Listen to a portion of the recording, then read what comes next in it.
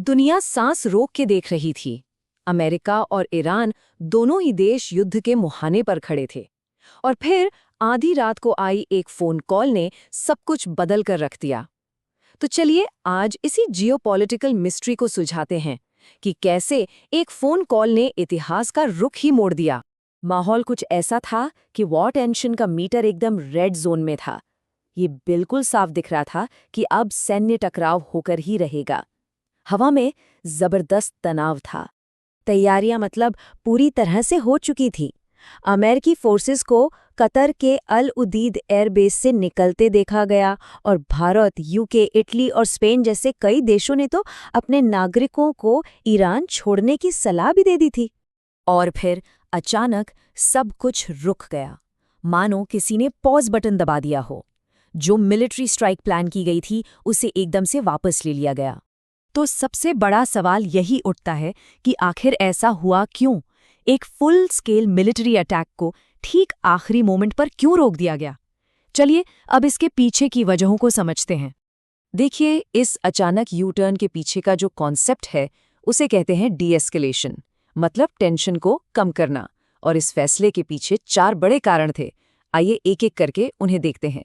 तो पहला और शायद सबसे बड़ा कारण था इस क्षेत्र में अमेरिका के अपने ही सहयोगियों का जबरदस्त प्रेशर। खाड़ी देशों में जो अमेरिका के खास सहयोगी थे, जैसे सऊदी अरब और कतर, वो बहुत डर गए थे। उन्हें पता था कि अगर ईरान ने कोई जवाबी कार्रवाई की तो उसका पहला निशाना वही बनेंगे, क्योंकि वो सब ईरान की मिसाइलों की सीधी रेंज में थे। इसलिए उन्होंने अमेरिका पर पीछे हटने के लिए जोरदार दबाव बनाया। ईरान का मैसेज तो अपने पड़ोसियों के लिए एकदम साफ और सीधा था। अब इस सीधी धमकी ने अमेरिकी सहयोगियों पर इतना जबरदस्त प्रेशर बना दिया था कि उसे इग्नोर करना नामुमकिन था। ठीक है, अब आते हैं दूसरे बड़े कारण पर, जिसका सीधा लेना देना पूरी दुनिया की इकोनॉमी से है, ग्लोबल इकोनॉमिक चोक पॉइंट। जरा इस नंबर पर गौर कीजिए, $600 अरब। ये एक बहुत बड़ी रकम है और इसका सीधा ताल्लुक इस पूरे संकट से है। ये जो रकम है ना, ये हॉर्मुज़ जलदमरू मध्य से हर साल होने वाले व्यापार की है। अब सोचिए अगर जंग होती तो क्या होता? ये रास्ता पूरी तरह बंद हो जाता, जिससे एशिया की 82% तेल की सप्लाई रुक जाती।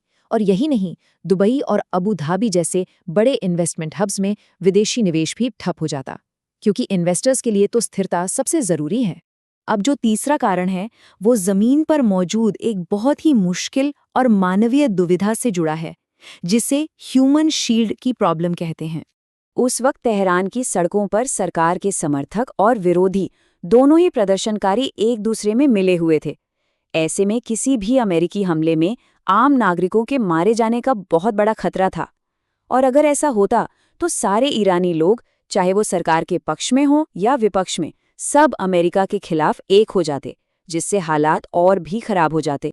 मतलब सही टारगेट को चुनकर उस पर हमला करना ये बहुत ही ज्यादा रिस्की और अनस्टेबल हो चुका था। सैन्य ठिकानों पर एक क्लीन स्ट्राइक करना लगभग नामुमकिन था।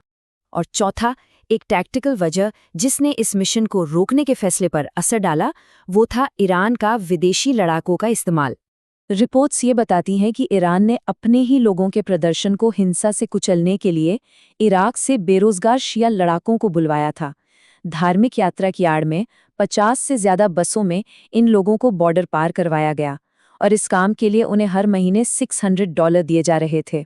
तो ठीक है, अगर मिलिट्री हमला नहीं होना था तो फिर प्लान बी क्या था?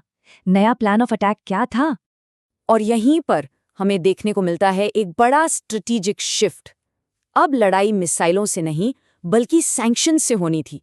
कॉन्फ्लिक्ट का तरीका ही बदलने वाला था। अमेरिका ने लॉन्च किया अपना मैक्सिमम प्रेशर कैंपेन। अब इसका मकसद क्या था? मकसद था आर्थिक प्रतिबंधों के जरिए ईरान के सीक्रेट ऑयल मनी नेटवर्क को ही खत्म कर देना। निशाने पर थीं 18 शैडो बैंकिंग फर्म्स और शिपिंग नेटवर्क्स, जो रूस और वेनेजुएला के रास्ते चोरी छिपे ईरान का तेल बेच रहे थे। लेकिन इस नए तरह के वॉरफेयर में जहां इन्फॉर्मेशन भी एक हथियार है, वहां सच्चाई खुद एक कैजुअलिटी बन गई। अब आप देखिए, प्रदर्शनों में कितने लोग मारे गए, इसके आंकड़ों में जमीन आसमान का फर्क था। अफवाहें थीं कि 12,000 लोग मारे गए, जबकि ईरान ने माना कि सिर्फ सैकड़ों की मौत हुई। ये फॉग ऑफ वॉर का एक क्लासिक उदाहरण है, जहां सच को ढूंढना बेहद मुश्किल हो जाता है। तो ये समझना बहुत जरूरी है कि ये कॉन्फ्लिक्ट का एंड नहीं था, बल्कि ये तो एक बिल्कुल नए तरह के युद्ध की शुरुआत थी। अब जो बैटल ग्राउंड था, वो किसी फिजिकल वॉर का मैदान नहीं रहा, वो बदल चुका था एक स्ट्रेटेजिक शैडो वॉर में। ये शतरंज के खेल जैसा है, जो इकोनॉमिक प्रेशर और अनप्रिडिक्टेबिलिटी यानी अनिश्चितता से चलता है, न कि सिर्फ ब्रूट फोर्स से। तो अनिश्चितता के इस हाई स्टेक्स गेम में अगली चाल क्या होगी? ये एक ऐसा सवाल है जिसका जवाब शायद आने वाला वक्त ही देगा।